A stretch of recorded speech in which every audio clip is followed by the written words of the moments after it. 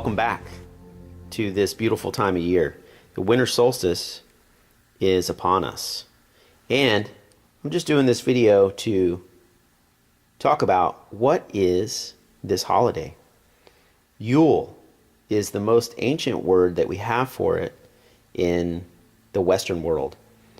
Way before the word Christmas or Hanukkah or Kwanzaa, which is kind of funny, we had Yule. And it really points to the origins of the Christmas holiday. Where does this really originate?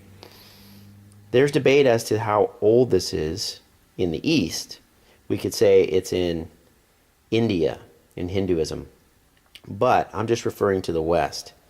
And in the West, the Yule is a pagan Norse mythology, a pagan Norse festival, also called the winter solstice.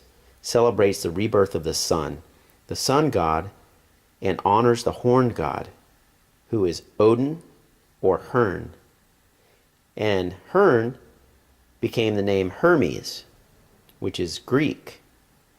And Hermes, the Greeks adapted from Thoth, which is Egyptian.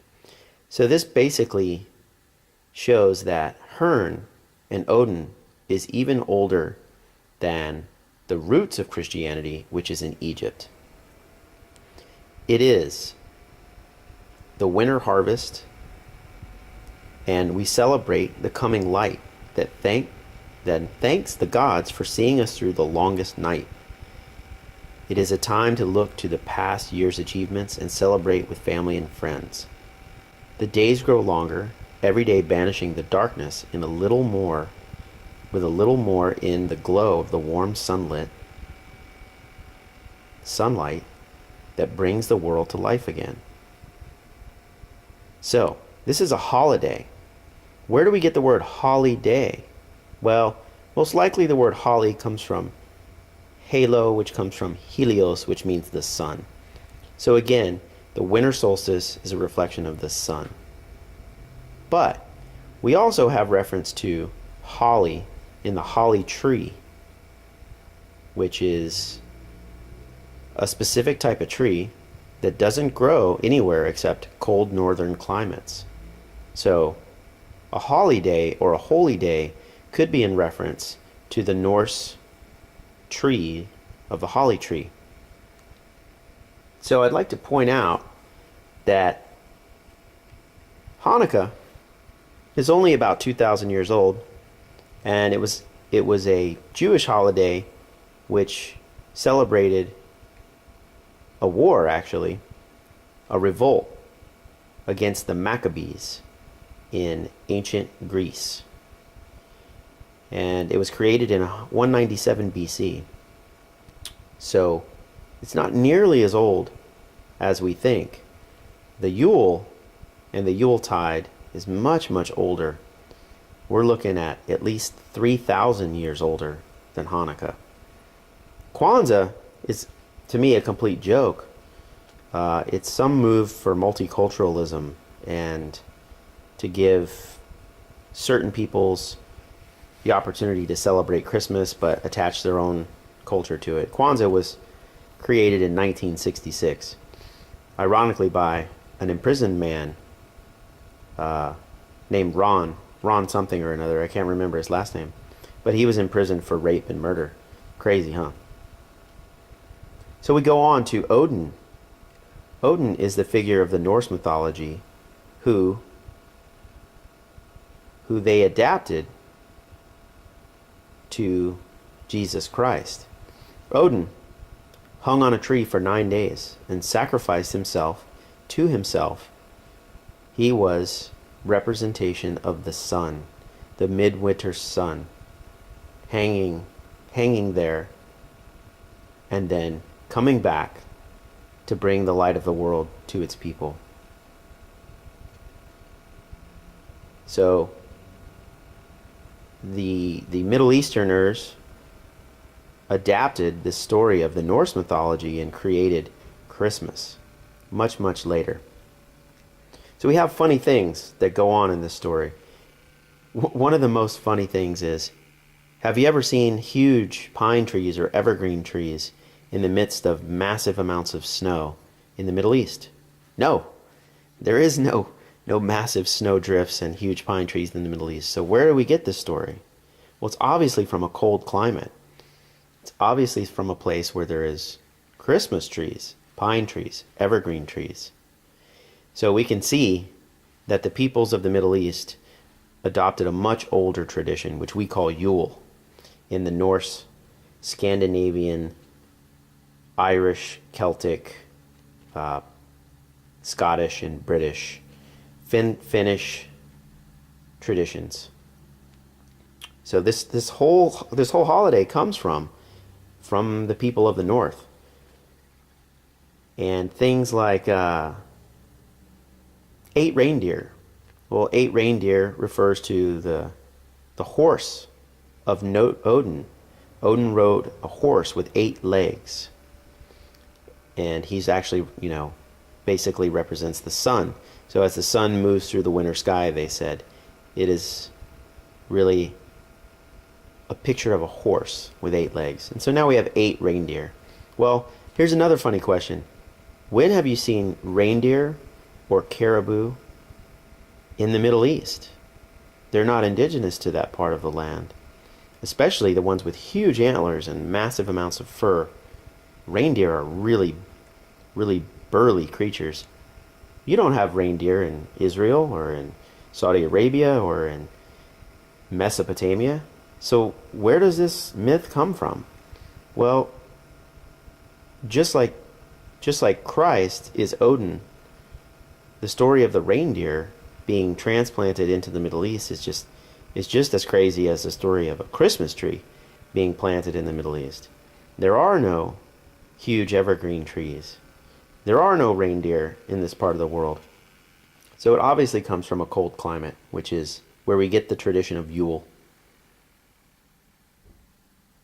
And the kids on the winter solstice would leave a boot full of hay underneath the fireplace as a gift for Sleipnir, which is the horse, the name of the horse that Odin rode on. And they would fill this boot with hay so that when Odin came around, Sleipnir would have a gift there. It's a gift to the gods. And this is what we do now for Santa Claus. So it's just another reference to a much older Norse holiday, which we call Yule. This is why we have stockings hung on our chimney to this very day. We hang stockings and we put gifts in them for us, but the tradition really started from the Norse people in the tradition of Yule. And you can see it in the language of things. The story of the reindeer, you have all these different names, but one of them is Donner and one of them is Blitzen. And Donner means thunder, and Blitzen means lightning. And these are direct references to another Norse god named Thor. And we've all heard of Thor, the hammer of Thor. But he was the god of thunder and lightning, which is Donner and Blitzen. So the story goes on. Yule refers to the winter solstice. It's a particular time of year when the sun is worshipped for its fertility. And it all revolves around the female aspect, being able to make it through another winter and give life in the spring. So we can see that the colors of Christmas are red, green, and white, and often gold. Well, you don't have snow in the Middle East, not really. So that shows you that, again, this all comes from the north. The snow represents whiteness. The red actually represents what we would call like Christmas ornaments hanging from the tree, but originally they were blood sacrifices of animals that the Norse hung from trees. And as this blood would drip down the tree and onto the white snow, you'd have the red, the green tree, and the white snow. And these were just sacrifices again to the god Odin. There's also a reference in a lot of history to Santa Claus being dressed as a mushroom, red and white, And we also know that the reindeer of all of Russia and Siberia and wherever these evergreen trees grow, Scandinavia, the Amanita muscaria mushroom grows underneath this tree, the evergreen tree. And it only grows underneath those trees, conifer trees. And they were the favorite food of the caribou and the reindeer. And Santa Claus becomes this, it comes from this shamanistic tradition where he is following the lead of his animals, of the deer, and he also eats the mushroom and has visionary experiences of flying through the sky. And this is where this tradition comes from. This is why Santa Claus is dressed in red and white, just like the Amanita muscaria mushroom that only occurs under conifer trees. And you don't have winter wonderlands in the Middle East. You don't have very many conifer trees in the Middle East. There are cypress trees, but those are quite different. So we go on to all of the icons of what we call Christmas are only found in the northern European climates. Evergreen trees, Christmas trees, holly trees, ivy, mistletoe. Mistletoe is not found in the Middle East. It's not found in Israel. It's not found in Saudi Arabia. Mistletoe is a sacred tree that grows only in deciduous forests and in the winter time. And this was a tree that was used for its medicinal purposes. It also has fertility qualities for the female. So something to think about. The Yule log refers to the winter solstice, and it was the tree that you cut down, the Christmas tree that you cut down, the evergreen tree that you cut down. You would take the stump of that Yule tree and you would cut it up for the fire. But before you burned it in the fire, you would carve sacred runes, or what we would call symbols or glyphs, into that tree that were prayers, winter prayers for the winter god Odin.